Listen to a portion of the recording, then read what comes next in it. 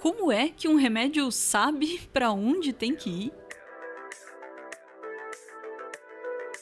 As suas costas doem depois de passar horas deitado numa posição ergonomicamente duvidosa maratonando séries. Você toma aquele comprimidinho famoso que combate dores musculares. Algum tempo depois, a dor some. Parece mágica. Mas como é que o comprimido sabia onde estava doendo, hein? A jornada do medicamento no seu corpo até chegar onde precisa é quase tão longa quanto a jornada do Frodo para levar o anel a Mordor. A vantagem é que ela só leva alguns minutos ou horas. Mas antes de começar a falar dela aqui, vamos descobrir o que é que tem em um comprimido. Dentro de cada comprimido que você toma, tem pelo menos um fármaco, que é o princípio ativo, a substância que faz o efeito terapêutico no seu corpo. Pode ser um analgésico para tratar essa dor nas costas, um anti-inflamatório, um antibiótico para combater uma infecção, um antialérgico, antidepressivo e assim por diante. Mas ele não tá ali sozinho. Muitas vezes a quantidade de fármaco que precisa para fazer qualquer efeito é tão pequena que nem daria para fazer um comprimido. Seria como tentar construir uma casa usando só um saquinho de cimento. Por isso, o fármaco sempre vem acompanhado de outras substâncias, os excipientes, que são inertes, ou seja, não devem causar nenhum efeito no seu corpo. Se o fármaco for o Batman, os excipientes são o Robin. Pode pegar aí algum medicamento que você tenha na sua casa agora e dar uma olhadinha na bula. Logo no começo vai ter uma parte escrito composição, onde está descrito quantos miligramas de fármaco estão em cada comprimido e também uma lista de todos os excipientes. Na maioria das vezes, você vai ver logo abaixo, excipientes QSP, um comprimido. QSP é farmaceutiquês para quantidade suficiente para. Então, os excipientes são adicionados até dar a quantidade que precisa para cada comprimido.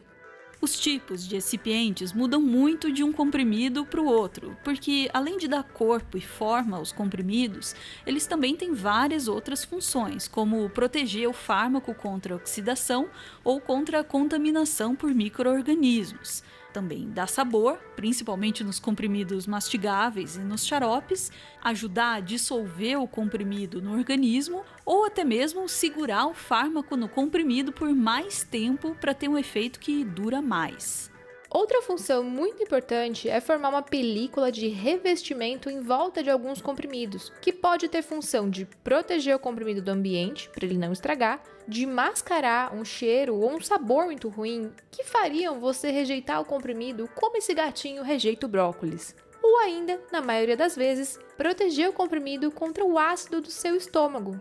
Muitos fármacos são inativados quando entram em contato com o ácido estomacal. Por isso, precisam ser protegidos por uma capinha inerte a esse ácido e que só deixa o comprimido se dissolver quando chega no intestino. É por isso que um farmacêutico sempre vai te dizer para não cortar ao meio um comprimido revestido. Quando você corta o comprimido antes de engolir, você rompe o revestimento e deixa o fármaco exposto para sofrer com o ácido do seu estômago. Isso vai diminuir consideravelmente a quantidade de substância ativa que realmente vai fazer algum efeito. E se esse medicamento for um antibiótico, diminuir a quantidade que chega para matar as bactérias vai aumentar as chances dessa bactéria ficar resistente e o antibiótico inútil.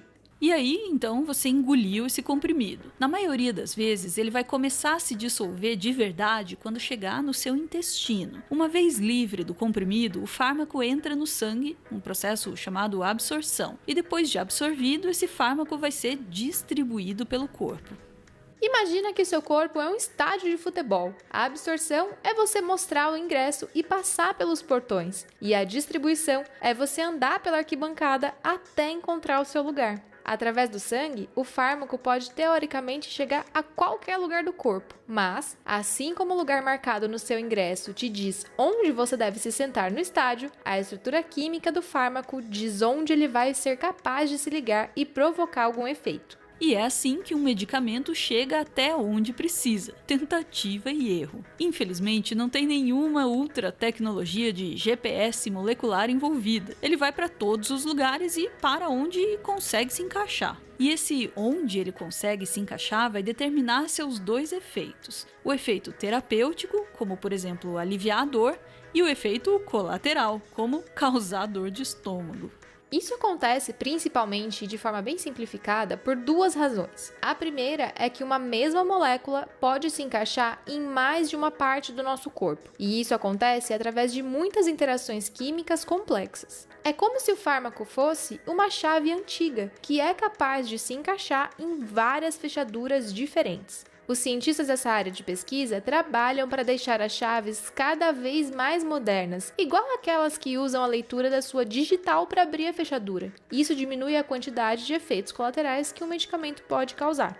E a segunda razão é que mesmo o fármaco se ligando só no lugar certo, que é o que vai fazer o efeito terapêutico, esse lugar sempre vai estar envolvido em mais de uma função do corpo.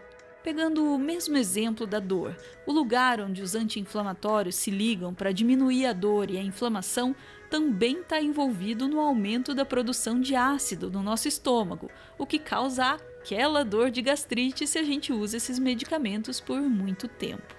Maravilha! Medicamento tomado, absorvido, distribuído pelo corpo e ação concluída. Sua dor nas costas melhorou. Agora é hora de tirar essa substância do nosso corpo, porque ela é estranha, ela não pertence dentro de você. E eliminar esse fármaco poderia ser tão fácil quanto você se levantar do seu lugar na arquibancada quando o jogo acaba e sair do estádio, né?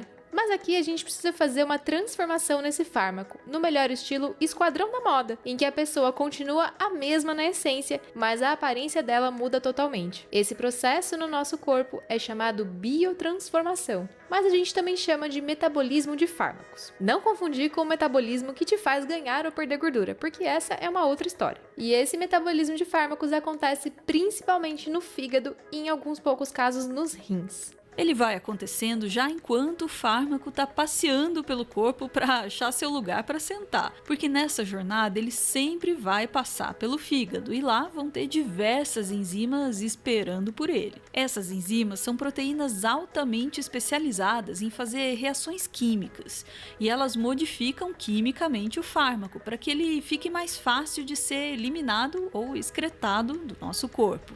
Sabe quando você frita alguma coisa e fica aquele óleo grudado no fundo da panela? Só passar água ou só passar esponja não vai retirar esse óleo, mas se você usar o detergente, aí sim ele sai.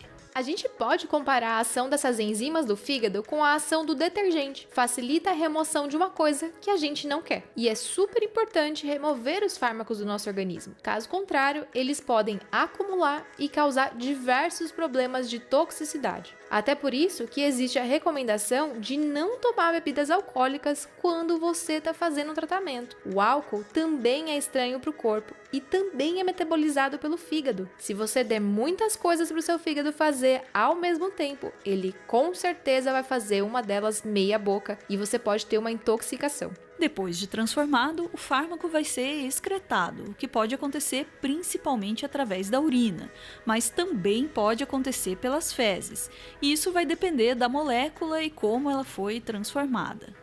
E com isso chega ao fim a jornada do comprimido no seu corpo, que parece tão longa quanto cruzar a Terra-média. Mas agora você já sabe que, ao contrário do Frodo, que sabia que tinha que ir para Mordor, o fármaco é mais perdido que você tentando manter a saúde mental na pandemia.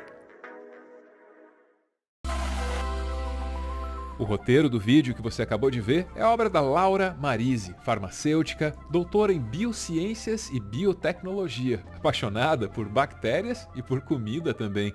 Ela é a idealizadora e uma das fundadoras do grupo Nunca Vi um Cientista, que fala de ciência na internet em linguagem popular. Tem canal no YouTube aqui também e o link está disponível aí na caixa de comentários.